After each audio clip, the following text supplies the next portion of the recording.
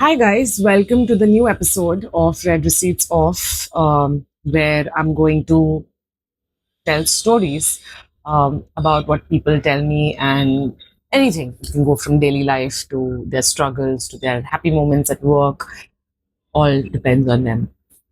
So I thought that the first episode should be about my story so that people feel more encouraged to come up with their stories and tell me their stories because it can be difficult sometimes to share. Today, I'm going to talk about my struggle with anxiety and depression. It is my story, and I just wanted to put it out there and make sure that people knew, so that in case if you feel lonely by in any way, that why is this happening only to me, you're not alone.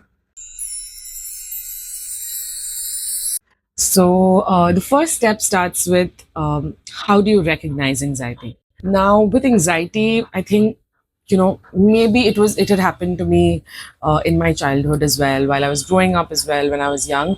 But I was just not very self-aware at that point. Neither did I have the exposure to like the right means, like today social media. You see so many people talking about it. Today I'm talking about it. Uh, Back then maybe there was not enough exposure, so I didn't really recognize it while I was growing up, if I was ever anxious or borderline depressed.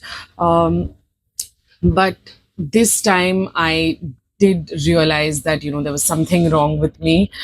This was about the same time when I got divorced, and I was going through my separation, and I unfortunately fell in love with somebody, with a new person. Most of my videos are going to be a little bit full of dark jokes, so get used to it. So unfortunately, I fell in love with someone else, and it didn't work out. And that's when I realized that okay, maybe I this is making me anxious, and this is making me very miserable and vulnerable, and maybe I should do something about it. So the first step of it for me was to recognize it, that okay, to be self-aware that okay, even though it's not the best feeling in the world, but I am anxious. So mentally, you just feel very lost. So me being me, like I like meeting my friends, I like chilling, I like like going out, even probably making new friends. Um, I like doing a lot of social things, a lot of things that involve people. But every time I did something that I thought would make me happy, it just made me question myself. It made me feel very alone. Like there was this noise going on outside, but I felt very quiet inside, and I just didn't know how to explain it to people. Or like I have a lovely bunch of friends, I just didn't know how to explain it to them, and I just thought keeping it to myself is much more easier than explaining it to people. I felt very exhausted all the time. I felt very, like, even though I wanted to be happy, I just felt very sad at the end of the day. It involved a lot of crying into my pillow at night, looking at like an idol of Ganpati Bappa and just crying my eyes out, like, why me? um yeah, and like always constantly feeling that okay, you're not enough and you're not doing enough. That was one of the main mental challenges that I had to go through. Physical, I had like three main issues that I was facing. One was that I had this constant ball of anxiety, fear, I don't know what you want to call it. That feeling when you first when you take the first dip on a roller coaster. Uh, that that ball of adrenaline, that adrenaline rush just before the dip, like that ball of fear inside your stomach, that was there with me 24/7. As in, initially I thought, okay, maybe it's just for some time, and maybe it's because I'm not feeling very good about myself, I'm feeling very low. But it just continued staying, and I just didn't know what to make of it. I thought maybe when I wake up the next day, I'd feel better. That didn't help. It just was very confusing because I had not, I at least, even if I had anxiety in the past, I had not had this kind of physical effect on my body. And yeah, so it was like this constant ball of fear, like it felt like my intestines were entwined. The second was I did not feel hungry. Like it was also maybe it was linked to this, this constant ball of fear. I didn't feel hungry at all. I used to have like one meal a day and like, breakfast or lunch, and I used to be full. And if I forced myself, like, like to have a fruit or like to even have junk food for that matter, I used to try to make myself feel good. So I used to just puke it out.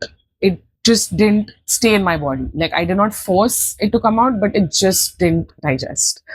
The third effect it was that I had no sleep. I used to barely sleep for 2 hours every day, and not that I used to feel sleepy during the day. Also, I used to just be very very exhausted because I didn't have the energy for the first time in my like since I've started working out regularly, like for in 10 years probably. I did not have the energy to go to the gym. I did not go to the gym for straight up 6 months.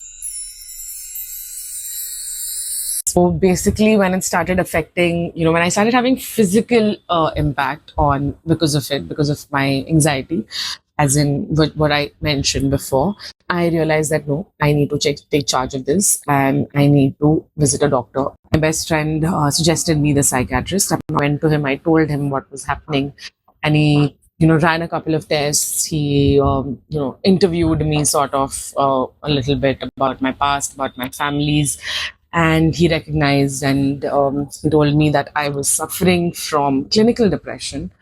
I would need medications to finally feel better. I did feel like I had lost in life. I am still the person who always takes care of people, sure everyone's comfortable. I make sure that you are not feeling low, that you feel included, that you feel like you can talk. And here I am at the doctor, and I've been told that, okay, ma'am, right now you need to take care of yourself. You need to be there for yourself more than anybody else.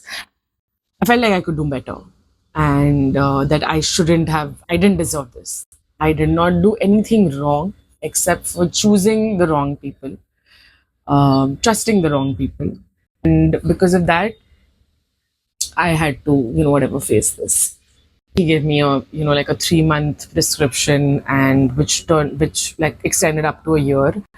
How the mistake of alien person can have this much effect on your life that it just changes who you are. It feels so unfair that you gave somebody the power to do this to you. It's like really really sad for my family and friends as well. I remember my parents coming to the psychiatrist, and kudos to my psychiatrist for this. Uh, uh, he was a very solution oriented person. I remember when I went to him, I said, "Okay, this is a problem." He said, "Okay, this is your problem. We figured it out. This is your." I said, "Okay, I'm not getting sleep. Okay, here are sleep medications. I'm not feeling hungry. Okay, here are the medications for it. Okay, I'm not being able to work out." He said, "You know what? Just go today and run a 10K. Don't run for 1 2 kilometers. Go run a 10K, and then we'll see whether you still want to work out or no, because you'll realize how much stamina you've lost." And that actually changed a lot. I started working out. This was 6 months in.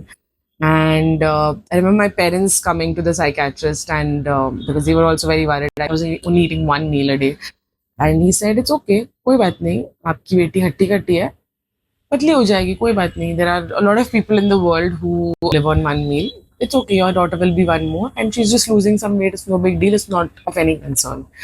So my parents were also pretty chill. And 1 year later, I was told that I can get off my medications. And I still remember that day. He said, "Okay, now you don't need medications.